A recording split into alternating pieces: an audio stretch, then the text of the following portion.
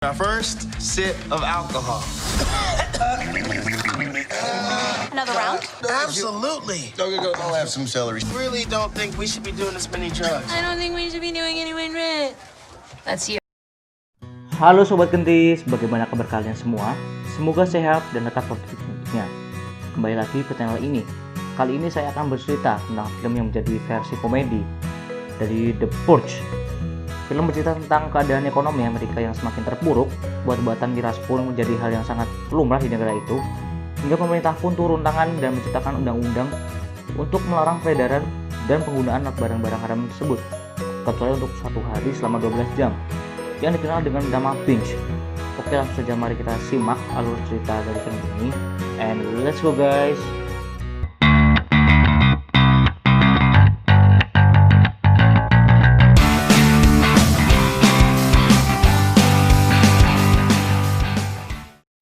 Diceritakan di masa depan yang tidak terlalu jauh dari masa ini, Amerika yang merupakan negara adidaya yang ada di dunia ini sedang terpuruk dalam perekonomiannya. Seluruh kekacauan terjadi di mana-mana.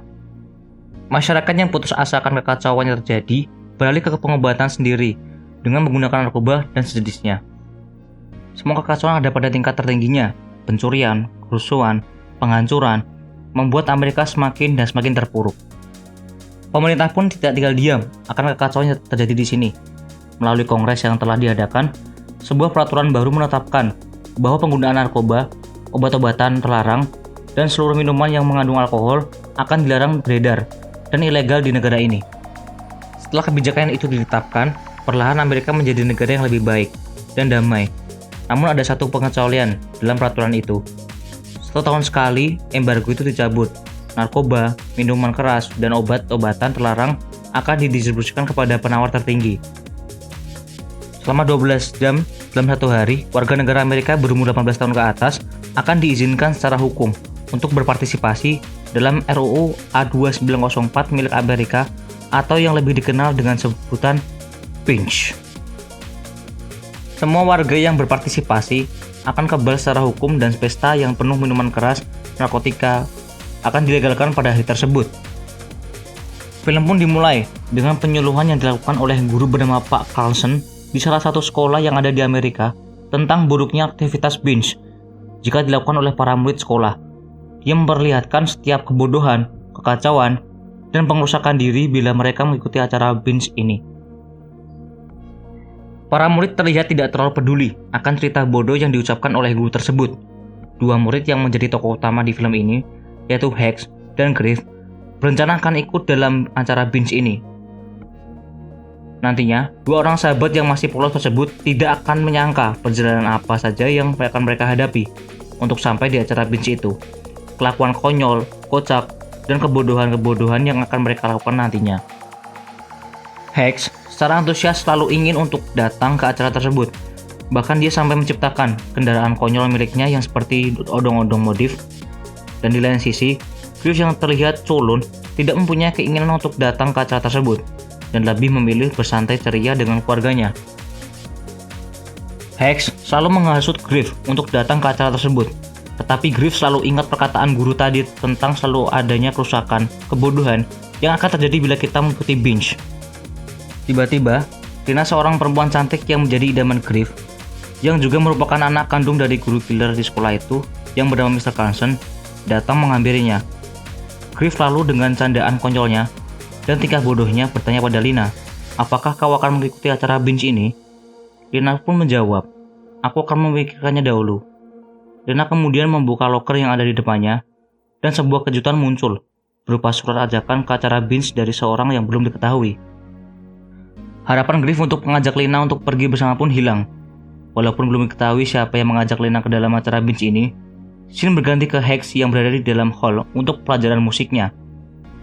Di belakang Hex, dua orang perempuan saling mengobrol dan menceritakan akan keseruan dan kebodohan yang terjadi di saat binge. Hex yang salah tingkah karena mendengarkan cerita dua orang tersebut, tiba-tiba mencari perhatian dan menggoda perempuan tadi agar dapat diajak ke acara binge ini, bersama dengan perkataan dan candaan konyolnya. Ya walaupun gagal sih.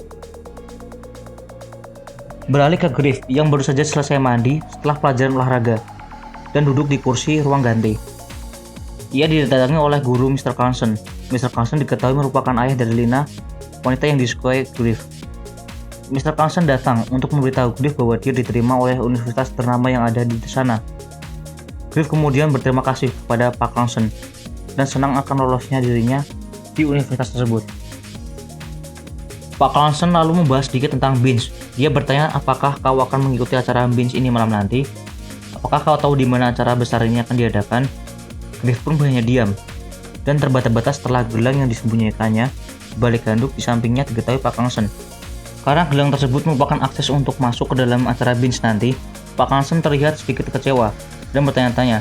Namun secara tiba-tiba, X datang dan membantu Griff dan berkata bahwa gelang itu merupakan tiket untuk masuk ke kebun binatang. Griff pun selamat walaupun gelang miliknya disita oleh Pak Carlson untuk menjaga hal yang tidak terjadi. Saat sekolah selesai dan sirine menembus udara, memberitahu penduduk sipil akan apa yang akan terjadi nanti. Bagi sebagian orang, ini adalah peringatan. Mereka takut, khawatir, dan menutup diri dari dunia luar untuk sejenak. Namun bagi yang lain, ini merupakan sebuah perayaan. Orang-orang berpesta dengan gembira, saling membagikan alkohol dan narkoba dengan gratis, merasakan kebebasan tanpa batas. Kompetisi lokal gauntlet diselenggarakan untuk menciptakan legenda lokal bagi mereka yang menang. Hitungan mundur pun dimulai, dan Binge pun dimulai. Dan scene pun berpindah di kediaman Hex dan Griffin yang melakukan pesta Binge kecil-kecilan bersama dengan kedua orang tua mereka, ditemani dengan Ruth Birgood, keluarga yang polos, penuh candaan yang garing, dan penuh keceriaan. Mereka pun saling bercerita tentang kehidupan sekolahnya. Ayah Hex bertanya kepada Griffin tentang perkembangan kehidupan cintanya dengan putri kepala sekolah. Walaupun Griffin gagal mengajaknya ke pesta Binge malam nanti. Kemudian ayah Griff pun menawarkan bantuan. Apakah dia perlu menelpon Pak Carlson untuk meminta putrinya datang ke sini? Griffin pun menolak. Di tengah seluruh perbincangan tadi, tiba-tiba orang tua mereka satu persatu mulai mengantuk. Dimulai dari ibu Griffin, ayah Hex, ibu Hex pun mulai mengantuk. Terakhir ayah Griffin juga mengalami hal yang sama. Dan akhirnya mereka pun tertidur pulas. Hex tersenyum dan mengatakan kepada Griffin bahwa aku menaruh pil tidur pada minuman mereka. Dan ayo pergi ke pesta itu kawan. Mendengar hal itu Griffin jadi sedikit panik dan sempat sedikit kesal dengan Hex karena dengan sengaja membius kedua orang tua mereka. Dan sempat memutuskan untuk tidak ikut ke pesta perpustakaan malam nanti. Griffin tidak mau ikut ke pesta Binge karena dia tahu bahwa Lina telah diajak oleh orang lain dan dia tidak mau menyaksikan itu karena takut sakit hati melihatnya. Namun dengan perkataan dan semangat yang diberikan oleh Hex, akhirnya meyakinkan Griff bahwa ini saat terakhir mereka bersama. Karena nanti, kau akan pergi ke universitas lain dan aku akan bersekolah di sini selamanya. Inilah hidup kawan, kau harus pergi bersamaku dan kalahkan pria brengsek yang sudah mengajak Lina. Mendengar hal itu, Griffin akhirnya mau menemani Hex untuk pergi ke pesta perpustakaan malam nanti. Lanjut, Griffin menyadari bahwa dirinya tidak mempunyai gelang untuk memasuki pesta tersebut, karena sebelumnya gelang yang dimaksud telah diambil oleh kepala sekolah. Pada akhirnya, mereka berdua mendatangi rumah Andrew, yang diketahui memiliki gelang ekstra. Mereka berdua memasuki rumah Andrew tanpa permisi dan bertemu ibunya Andrew, Miss Helmut, dan bertanya apakah Andrew ada di sini. Andrew pun datang dari lantai atas karena mendengar tak ada yang memanggilnya. Andrew dan ibunya tiba-tiba berdebat akan sesuatu yang tidak penting. Ibunya yang sepertinya mabuk terus mencari kesalahan-kesalahan Andrew. Andrew pun juga membalas perkataan ibunya dengan keras dan berteriak-teriak. Hex dan Griffin yang ada di antara kedua orang itu yang bisa terdiam dan melihat kedua orang itu saling mencaci maki dan saling menyumpahi. Hex dan Griffin semakin bingung akan apa yang terjadi. Akhirnya, pertarungan adu mulut antar keduanya berakhir dengan perkataan manis ibu Andrew kepada anaknya. Sambil saling berteriak, aku mencintaimu ibu, dan aku juga nak. Lanjut Hex dan Griffin bertanya kepada Andrew, apakah kamu memiliki gelang ekstra untuk acara Binge malam nanti? Andrew pun meminta barter jika Griffin ingin gelang. Dia ingin mereka mengajaknya ke pesta itu, dan berangkat bersama. Griffin dan Hex berdiskusi sebentar. Pada akhirnya, mereka menyetujui persyaratannya. Andrew pun memberikan gelang ekstra miliknya yang berwarna hitam. Hex yang mengetahui bahwa gelang tersebut palsu, karena seharusnya gelang tersebut berwarna oranye, merasa kecewa kepada Andrew. Di tengah kebingungan, Andrew memberikan usul untuk pergi ke saudara kembarnya yang berbeda ayah sang putri es bernama Sep. Mereka pun datang ke rumah Sep. Di saat mereka datang, Sep sedang berpesta miras dengan teman-temannya. Sep pun mempersilahkan mereka masuk. Sambil menghirup serbuk haram, mereka membicarakan gelang yang mereka inginkan di tengah pembicaraan ini. Teman Sep tiba-tiba menimbulkan keributan. Andrew pun mempunyai ketapel kecil dengan panah dart berbius miliknya, mengenai bijinya Sep. Dan mereka pun kabur keluar dari rumah itu dengan sepeda odong-odong milik Hex. Di tengah pelarian itu, mereka bertiga saling bersih tegang karena Andrew tidak sengaja menembak Hex dan Griffin yang kehilangan setengah alis kirinya karena selotip wax yang menempel di dahinya saat keributan tadi. Tiba-tiba, seseorang calo yang tidak diketahui dari mana menawarkan gelang akses masuk pesta itu seharga $50. Lanjut, scene berpindah ke rumah Lina dan ayahnya Mr. Council yang ketika itu sedang menyiapkan hummus yang menjadi masakan favorit Lina. Lalu kemudian, secara tiba-tiba, Lina mendadak ingin belajar dan lanjut tidur. Lalu dengan kepercayaan ayahnya, Lina diizinkan oleh ayahnya untuk belajar, lalu tidur dengan cepat. Di sisi lain, Hex dan Griffin dan Andrew pergi ke sebuah bar. Griffin terlihat sudah memperbaiki alisnya dengan bantuan Hex. Mereka bertiga memesan whisky yang belum pernah mereka coba sebelumnya. Dan ketika mereka menenggak minuman itu, Hex dan Griff yang pertama kali mencobanya melihatkan dahi. Kemudian kegilaan mulai terjadi. Dan mulanya hanya satu sloki berakhir dengan Andrew, Hex dan Griffin yang menambah ukuran minuman mereka sampai ke beberapa botol dan sejumlah koktail hingga mereka mabuk. Bersama para pengunjung bar lainnya, mereka minum bersama dan bersenang-senang dan bersenda gurau. Lalu scene berpindah ke kamar mandi yang ketika Hex sedang membayangkan menjadi pemenang gauntlet dan foto mereka yang terpampang di seluruh sudut kota. Tiba-tiba, Sarah menelpon untuk menjemput Hex karena tumpangan limousinnya terlambat datang. Dan dengan sepeda kayunya, Hex, Andrew, dan Griffin dengan susah payah menjemput Sarah. Perlahan namun pasti akhirnya mereka sampai di tempat penjemputan. Sarah bersama teman-teman wanita lainnya. Akhirnya Sarah menolak tumpangan Hex dan memilih penunggu limo yang datang. Dan di tengah perdebatan, Hex dan Sarah, sepeda Hex mundur dengan sendirinya. Mereka mengejar sepeda kayu itu, namun naas sepeda itu meluncur ke bawah dengan cepat, berbelok dan menghilang. Mobil jemputan Sarah datang. Mobil kasta berbentuk limousin berwarna kuning menjemput Sarah dan teman-temannya dan meninggalkan tiga sekawan ini. Namun Sarah muncul dan berkata akan mengizinkan mereka masuk ke mobil dengan satu syarat, yaitu mereka harus saling memukul wajah dengan sungguhan. Hex dan Griffin dan Andrew menyetujui persyaratan Sarah. Pertama, Hex yang akan meninju wajah Griff dengan hitungan mundur. Tapi tiba-tiba, Andrew yang memukul Griff tanpa peringatan. Sarah dan teman-temannya senang melihat hal ini. Kedua Hex memukul wajah Andrew, namun malah tangan Hex yang sakit. Terakhir giliran Hex. Griffin memukul Hex dengan keras namun meleset di lehernya. Setelah itu, Sarah mengizinkan mereka masuk. Mereka berkenalan dengan sopir limo yang bernama Pompano. Dan scene pun berpindah ke rumah Lina. Ayah Lina yang ingin mengecek putnya tidur menyadari kalau Lina ternyata kabur dari rumah dan pergi ke pesta. Dan seketika itu membaca pesan dari Griffin yang ingin mengajak ke Binge dan ingin menghampirinya. Walaupun kita tahu itu merupakan pesan typo autocorrect yang tidak sengaja terkirim. Mr. Carlson langsung bergegas pergi ke kediaman Sarah Martin yang disinyalir tempat pesta Binge ini terjadi. Scene berpindah di mobil limo yang ditumpangi trio sekawan ini. Bersama Pompano sebagai supir limo ini, Pompano terus membicarakan tentang dirinya, bagaimana dia menikmati Binge selama ini, menawarkan Hex dan teman-temannya narkoba. Lainnya menikmati tawaran Pompano ini. Mereka mencobanya dan mencoba terus sampai ketagihan. Mr. Carlson tiba di kediaman Sarah Martin. Di sana merupakan perkumpulan yang diikuti oleh banyak perempuan parubaya. Mr. Carlson yang bingung kan apa yang terjadi di sini, terus memberikan pertanyaan yang sepertinya dipahami lain oleh para wanita yang ada di sana.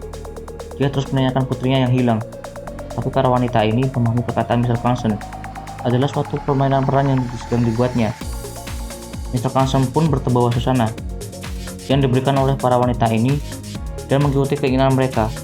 Dia pun memakan pemberian obat-obatan haram yang diberikan oleh para wanita ini sebagai hadiah secara diam-diam. Scene pun berganti ke tiga sekawan tadi yang sekarang ini sedang berhalusinasi karena efek obat-obatan. Andrew yang diberikan kendali untuk menyetir secara perlahan kehilangan kesadarannya hingga hampir menabrak truk besar di depannya. Namun secara refleks berhasil menghindarinya dan menabrak sapi di depannya.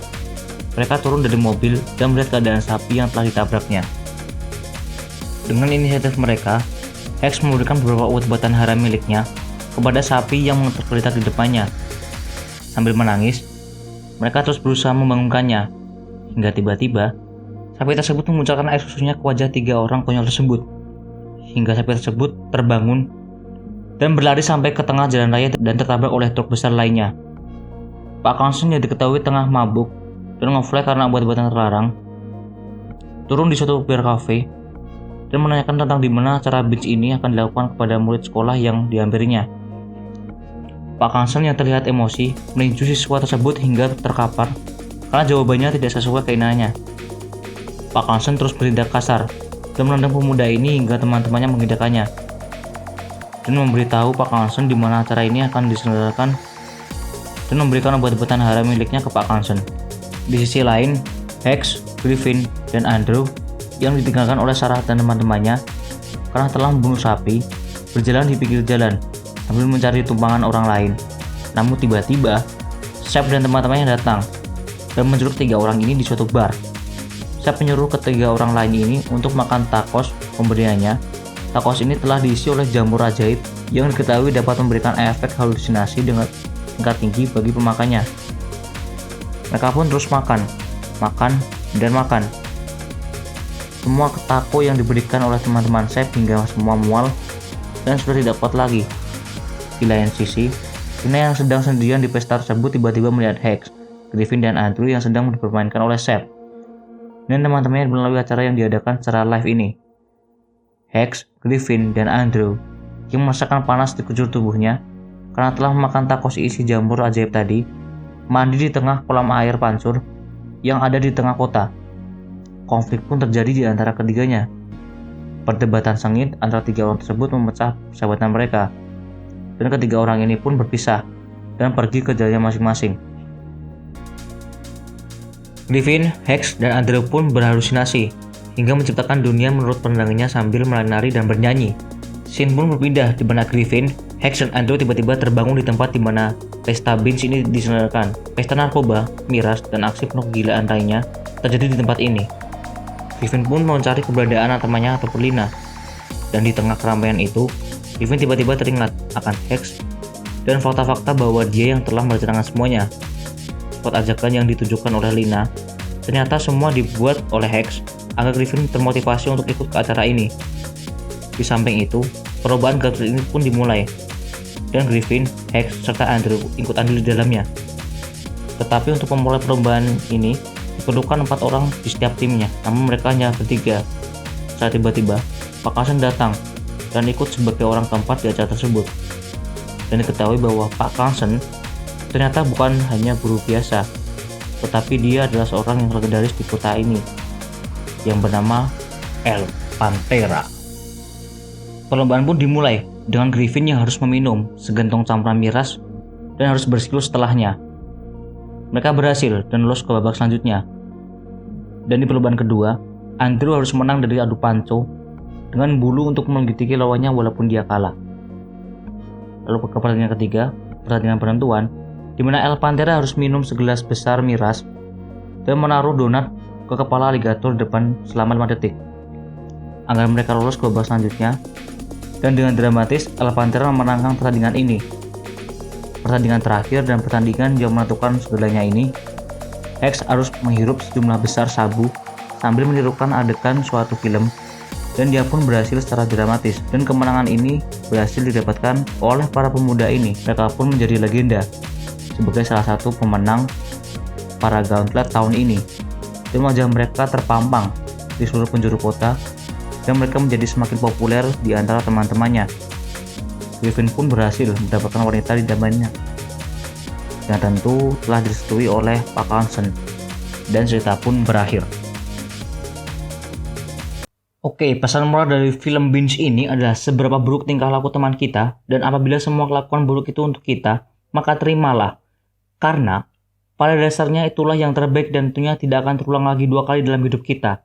Serta hal tersebut akan menjadi memori penting yang akan kita kenang selamanya dalam hidup kita. So, see you on the next story ya Sobat Kentis. Bye-bye.